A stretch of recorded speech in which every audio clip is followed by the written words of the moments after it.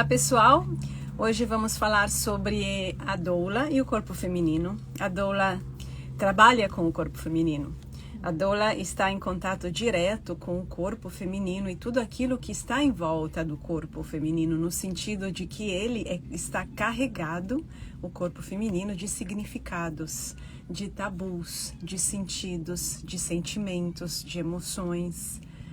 Oi Gisele, oi Raquel, vou chamar a Raquel aqui para se juntar a mim. Então, eu estava falando que a gente vai falar sobre a doula e o corpo feminino, né, a relação com o corpo. A Raquel é psicanalista, é formadora, né, no instituto, ela trabalha com os alunos da formação, e ela está comigo aqui porque esse assunto dos significados que o corpo feminino envolve está profundamente ligado à psique. É isso que, né, é importante. Não é só o corpo que tem que ter, sim, liberdade de movimento durante o parto, tem que ter, sim, possibilidade de seguir a própria fisiologia, com certeza. Mas o corpo também encerra uma quantidade enorme de outras informações que aparecem durante o parto. Não todas, mas existem, né? Estão lá. O corpo tem as suas particularidades, e aí como que a pessoa escuta o corpo? Como que é isso de escutar o corpo? Né? Pois é, como que é isso de escutar o corpo? A gente consegue escutar o corpo é sentir a gente, né? É sentir, é nos percebermos a partir de dentro, porque o corpo não é só essa coisa física, né? Que a gente fala corpo é um modo também de falar, não é só o físico, material. Essa matéria é uma expressão de algo mais também. Então, escutar o corpo é perceber, em primeiro lugar, os condicionamentos que nos impedem de nos percebermos por dentro. Ou seja, de perceber como realmente eu estou me sentindo, do que eu realmente preciso. Porque não adianta, por exemplo, uma grávida falar, você tem que seguir teu corpo, mas ela não sabe. Tem muita gente, inclusive que em sessões me pergunta, mas como é esse negócio que eu tenho que me sentir? O que eu tenho que sentir? Ela está tão alienada que ela não percebe, não sabe como chegar. Então, eu acho que o parto tem uma vantagem que é bem interessante e que as doulas que têm interesse em se aprofundar nisso deveriam pensar, que é que a gente está lidando com uma coisa física mesmo, que é o corpo. Esse corpo precisa se expressar, segundo a fisiologia do parto, mas essa fisiologia é perturbada pelo psicológico, ou seja, por uma série de coisas inconscientes. Então, através do corpo, a gente consegue chegar mais longe. Se a gente, assim, tipo, bloqueios do corpo, mas isso a gente seria legal pegar antes da gravidez, né? Desculpem, antes do parto, na gravidez. Minimamente, porque nós vivemos numa sociedade cheia de tabu. Se a mulher pode andar meio pelada pela praia, não quer dizer que ela seja liberada, na verdade, né? Sim. Isso daqui é uma forma de liberação comparado a século, né, a décadas atrás, mas não é suficiente. Tanto é que a gente vê os partos como são. Então precisa aprender a entrar em contato com mais profundo consigo, mas a doula só vai perceber essas necessidades se ela estiver atenta. Isso que é meu ponto aqui, né? Sim. Porque se uma doula é como a psicanalista ou qualquer terapeuta da vida, não tem como levar a outra pessoa para um lugar mais avançado do que aquilo que ela alcançou. Lembrando que a nossa educação não prepara para isso, né? A educação convencional não fala disso. Não prepara e talvez nem seja, assim, a gente está longe de chegar nesse momento em que a educação pública prepararia para isso, né? Assim, a gente está no Deus dará aqui, mas aqui a questão é que o sofrimento humano que sofre em cada doula, porque cada doula é um ser humano, né? E ela sabe as dores da vida, deveria saber, ela deveria ter um pouco de noção, por isso que eu acho importante que a doula faça um trabalho de educação psicológica própria, para ela poder entender melhor a mulher. Porque o que ela está fazendo pode ter uma repercussão muito mais profunda. E não é para todas as doulas, é obviamente para as doulas que sentem um chamado maior. Então, aí compreender a própria relação com o próprio corpo e com o feminino de si, assim, e aí ir descobrindo o que é feminino, porque feminino não é andar de saia comprida e flores na cabeça, né? O que é esse feminino e como que está presente naquela mulher, até para entender aonde, até que ponto a parturiente está a fim de ir, né? Dá para fazer, que nem, não é que todas, a verdade é essa, né? Nem todas têm condições, porque não é o momento da vida delas, porque não querem, porque não estão atentas a isso, enfim, mas tem mulheres que poderiam e que estariam disponíveis se tivessem um olhar para isso. Porque é essa questão de viver a vida ao vivo, né? Ou seja, de perceber tudo que é possível perceber naquele momento, realmente, assim, exige da pessoa um preparo, né? Um E preparo consigo mesmo. exige um preparo, porque senão a gente acaba entrando no automático, né? E a doula, como É. qualquer outra pessoa que trabalha também. O psicólogo faz isso, assim, no automático então eu vejo alguns sinais, já identifico alguns sinais, e eu simplesmente concluo. No lugar de ter uma percepção mais profunda. É como se a gente tivesse que começar sempre do zero, sem que seja completamente do zero. Eu tenho um conhecimento, já tenho uma experiência, mas cada pessoa pode oferecer um espaço diferente, até para a doula, se experimentar de uma forma diferente. Mas aí tudo depende da profundidade que a doula alcançou dentro de si, de quanto ela abrange em termos de entendimento da questão feminina. Tem como a gente fugir disso? Tem uma questão feminina, uma questão de gênero, uma questão social, tem tabus, tem o religioso que influencia pra caramba, né? Que sempre dominou as mulheres de todas as formas, tem um monte de coisas.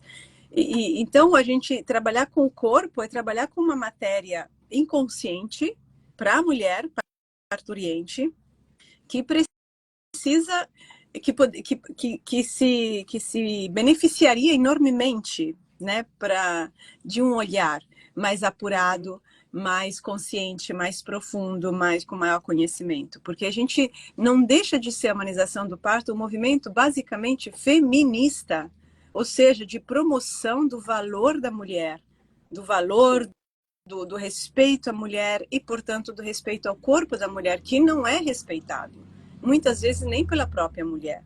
A doula seria aquela figura assim estranha, por exemplo, poderia ser, né? Essa figura estranha que está no meio de uma família, não é só de uma gestante, é de uma família. Então, o autoconhecimento que ela tem, que ela poderia ter, ajudaria muito ela, né, ver os perfis, o que está acontecendo, quais são as dinâmicas, qual Exatamente. é a voz verdadeira da gestante. Né? Verdade, exatamente. Qual é a voz verdadeira? Porque que a gente sabe disso em análise, né, Raquel? Porque a pessoa pode falar uma coisa. E isso, Sim, muita coisa. Eu vi já doulas me falarem isso, né? A gestante fala uma coisa, mas talvez ela não tenha coragem de assumir uma outra escolha. E talvez tenha a pressão do marido. E como que a doula vai fazer? Ela também não pode chegar. Se ela tiver uma consciência feminista tradicional, né? Que é aquela que eu chamaria tradicional, entre aspas, tá? Mas assim, dizer, pô, o que esse cara quer aqui? Entendeu? Eu pensaria, eu teria vontade até de fazer isso, mas não podemos, a gente quer conseguir o objetivo, né? E tem que sim, entender como que a gente vai ajudar essa mulher de fato a se empoderar e assumir até, sei lá, o medo que ela possa ter, enfim, tudo isso, sem, por outro lado, forçar a barra, que também isso acontece muito, já ouvi isso muito, de doulas forçando a barra, porque elas vão no automático, acham que sabe o que é melhor para a mulher, ou que as evidências falam, ou que as outras doulas e sei lá, as gurus doulas falam, e elas atrapalham o parto. Cada mulher é muito diferente, e a gente tem que saber, a gente tem a obrigação, como pessoas que lidam com outras pessoas para ajudá-las, qualquer que seja a profissão e, né, a ocupação, tem que ter a obrigação de saber até onde a gente tem que chegar. A gente pode chegar e tem que chegar. sim. É delicado, né, Adriana? É delicado e eu acho muito precioso, no sentido que pode ajudar muito. A gente evita também muitos conflitos quando você sabe, né? até onde você pode chegar. E quando eu digo até onde você tem que chegar, significa que às vezes a gente tem que dar uma forçadinha com consciência, né? Consciência da situação para ver, para ajudar a mulher a verbalizar. Mas também se vai até um certo ponto, entender o contexto, mas aí é preciso que a doula desenvolva essa capacidade que está baseado no autoconhecimento dela. Eu tanto me interessei por isso lá no começo, justamente porque se parece muito com o trabalho de análise. E de promoção da mulher, eu acho que tem de melhor, né? Assim. A voz feminina, né, Adriana? Como que essa voz se expressa no corpo da mulher, assim? Como que a doula poderia te ajudar? Qual é a função dela nisso? Primeiro do lugar, como repito, ela tem que encontrar a própria, né? Ela tem que, para poder reconhecer a da outra, nas variantes que a outra mulher pode apresentar. Mas o que é essa voz feminina, né? Em primeiro lugar, vamos ver o que não é, de onde a gente está vindo, né? De onde a gente está vindo, de um lugar onde a gente não escuta o nosso corpo, no sentido das nossas necessidades. A mulher tende a passar por cima daquilo que ela precisa, desde que seja descanso, né? A carinho, a liberdade, a fazer algo que realmente ela gosta, que ela quer, a não atender às expectativas dos outros, basicamente. A mulher, ela está programada, por assim dizer, para atender às expectativas dos outros, indivíduos e sociedade. Então, tudo aquilo que ela não expressa fica armazenado no corpo e vira sintoma. Então, o seu não, por exemplo, né? A sua não vontade de alguma coisa, o seu desconforto, o seu medo até, né? A sua baixa autoestima que aí vem. Tudo isso tá dentro desse corpo, né? Do corpo feminino. Então, quando a gente reconhece essas coisas em nós, porque elas são culturais em primeiro lugar, né? Depois também são pessoais, mas a gente introjetou uma cultura. Uma dona não foi criada na Lua e depois catapultada aqui para fazer um trabalho de doulagem. Ela vem desse mesmo mundo, cheio de sujeiras, né? De preconceito, de tudo onde a gente vive.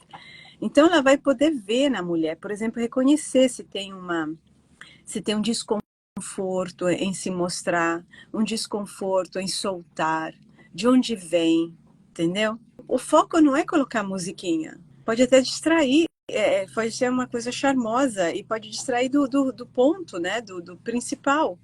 Então, a voz feminina é o corpo feminino poder estar à vontade e sem ser, por exemplo, sexualizado o tempo todo, porque o parto é sexual, mas não é sexual para o prazer de ninguém. E se uma mulher está acostumada a se ver como objeto sexual, né? E toda a manifestação do corpo dela está em função da sexualidade. Como que conceitualmente vai caber na cabeça dela um parto em que ela está nua, pelada, né? E ela tem que abrir as pernas? Onde é que está a identidade da mulher? É isso.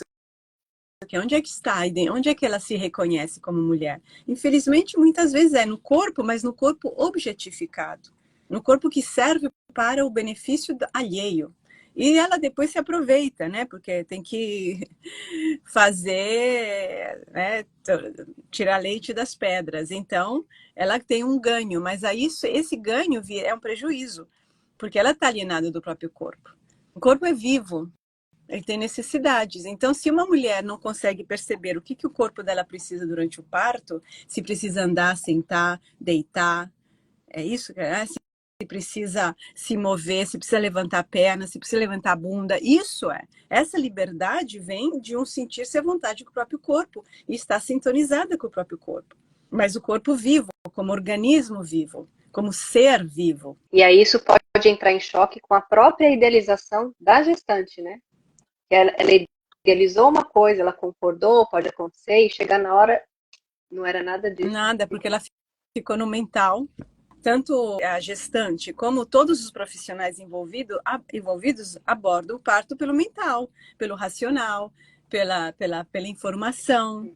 E não adianta falar, você não tem que levar bagagem emocional, sei lá o que. Assim, a gente tem que conseguir, eu acho que o próximo passo na evolução humana é conseguir sair de fórmulas prontas e saber de coisas, mas saber também estar presentes naquele momento com a mente aberta para obter novas informações. Mas aí tem que ter um sistema de conhecimento, de captação de dados e de elaboração vivo, e não aplicar fórmulas, que é isso que a gente chama de método dialético de conhecimento oposto ao método objetivante, que é o que a gente aprende na formação, né, de psicanálise pós-junguiana.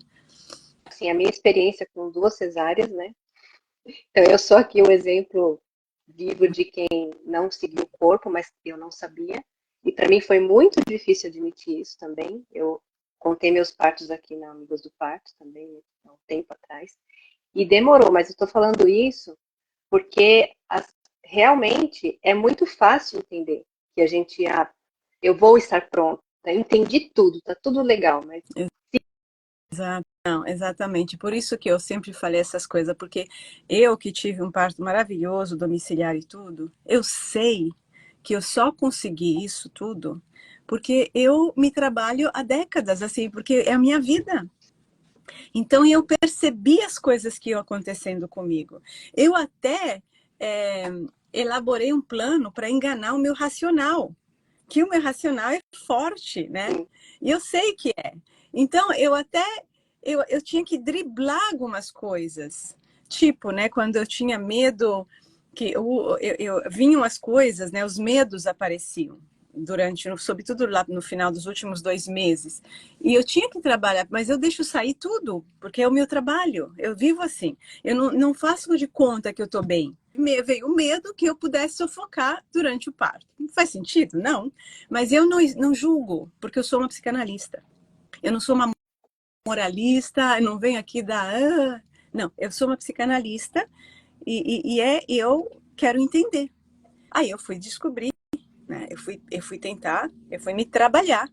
E aí eu percebi que existia uma identificação como existe, né? Quer dizer, agora eu estou traduzindo assim, eu percebi que era a minha experiência de parto, de nascimento, eu nascendo, sentindo que eu estava sufocando, né? Que tinha um aperto. Então vinha a memória, puf, com uma bolha que chega lá do mar profundo, uma bolha que estava me prejudicando naquele momento, perturbando, que eu precisava trabalhar. Não finge, não é nada, que isso, que besteira, você vai sufocar, como você vai sufocar? Ou não é o bebê que vai sufocar, não é você, seria talvez o bebê, mas o bebê está bem. Não é assim que a gente faz, mas porque eu sou uma psicanalista. Aí depois, quando eu tive o medo, o último medo foi o medo de morrer no parto. Que eu entendi naquele momento como um medo ancestral feminino. Eu ia fazer um parto domiciliar, já sabia, etc., com medo ancestral, né, das mulheres, eu acho, né? Não sei, porque eu não tive até agora nenhuma memória de vidas passadas de morrer no parto, mas pode ser também. Mas é uma questão das mulheres, né? E aí eu tinha como que eu ia driblar aquilo, né? Aquilo não dava para driblar, aquilo que eu resolvi fazendo isso, eu resolvi aceitando. que não é A tão gente fácil não também, é. né? Exatamente. Autoconhecimento significa poder pessoal, significa ser dono de você mais do que a pessoa que não tem. E aí o medo que eu driblei foi o medo da dor, porque a gente não tem como saber quanta dor a gente vai sentir, como a dor também vai se manifestar em cada uma de nós, que não é igual. E aí isso estava me perturbando.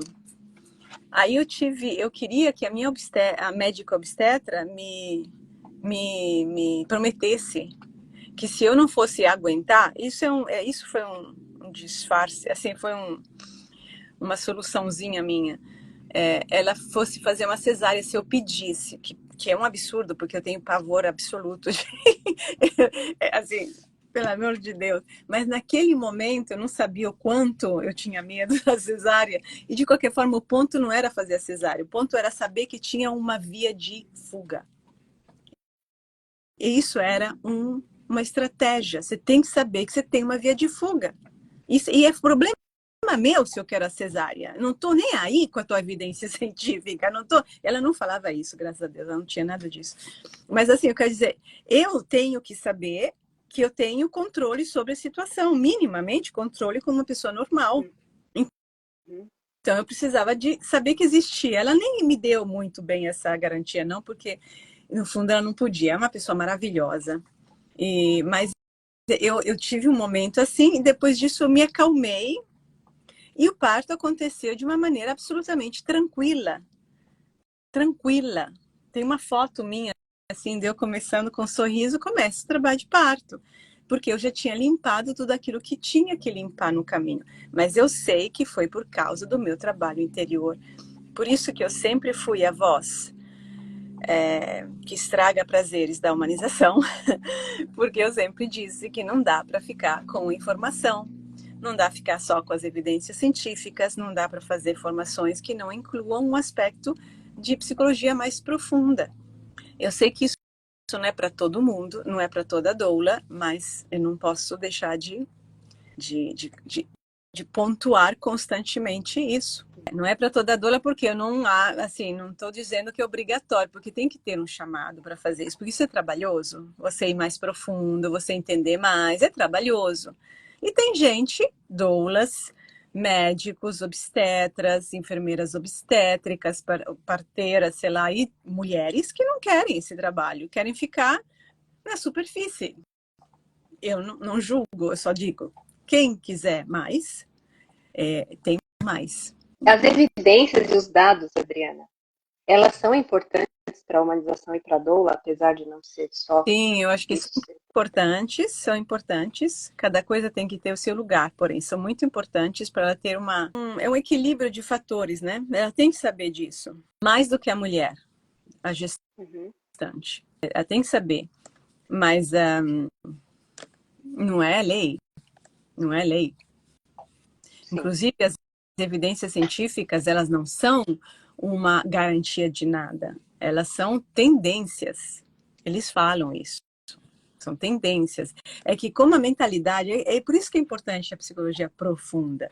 Porque a nossa mentalidade, a cultura, o que as pessoas querem? Garantias, querem saber que vai tudo dar certo, que tem alguém que é responsável até pelo parto delas, e as mulheres delegam pra caramba, não é que elas são santinhas, manipuladas pelo médico, não. A cultura é assim, a gente pega um pensamento, uma verdade, e aí se aplica, não se refere, não se reflete mais sobre o negócio, não se leva adiante um pensamento, não. Mas esse é o padrão, mas esse não é um padrão que vai funcionar para a gente ter a humanização do parto.